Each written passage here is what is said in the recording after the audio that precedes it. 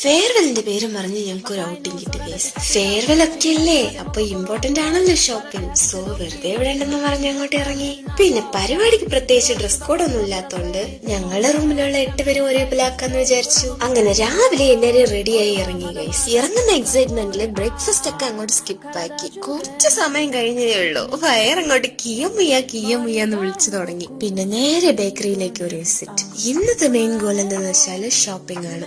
So അതിനായിട്ട് ബസ്സിൽ കയറി ഗൈസ്. ഈ കർണാടക ബസ്സിൽ എനിക്ക് ഇഷ്ടമല്ലാത്ത ഒരു കാര്യമുണ്ട്. അവിടെ ഗേൾസിന്, ബോയ്സിന്, പിന്നെ എൽഡർലി പീപ്പിൾ എന്നും പറഞ്ഞിട്ട് സെപ്പറേറ്റ് സീറ്റ്സ് ഒക്കെ ഉണ്ട്.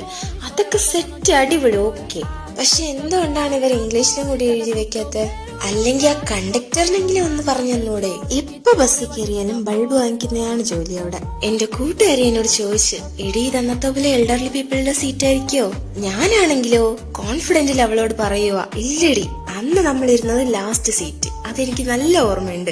ഇപ്പൊ നമ്മൾ ഇടയ്ക്കാണ് ഇരിക്കുന്നത്, സോ നോ പ്രോബ്ലം. കുറച്ച് സമയം കൂടി കഴിഞ്ഞപ്പോ കണ്ടക്ടർ വന്ന് എനിക്ക് ഇത് എൽഡർലി സീറ്റ് ആണെന്ന്. എങ്ങനെയുണ്ട്? അങ്ങനെ നേരെ പോയത് ലുലു മാളിലാണ്. അവിടെ നിന്ന് തന്നെ പിന്നെ ഡ്രസ്സും വാങ്ങിച്ച് ഫുഡും കഴിച്ചിട്ട് ഇറങ്ങിയായിരുന്നു. പിന്നെ ഡ്രസ്സിന് മാച്ചായിട്ട് ചെപ്പൽ മേടിക്കണ്ടേ? അങ്ങനെ ഞങ്ങൾ ചെപ്പൽ മേടിക്കാനായിട്ട് പോയ സ്ഥലമാണ് നമ്മുടെ സ്വന്തം മെജസ്റ്റിക്. അവിടെയുള്ള ബയ്യമാരുടെ മലയാളം സ്കിൽസ് കാണണം. ചോട്ടാ ചേച്ചി, ബഡാ ചേച്ചി എന്നൊക്കെ.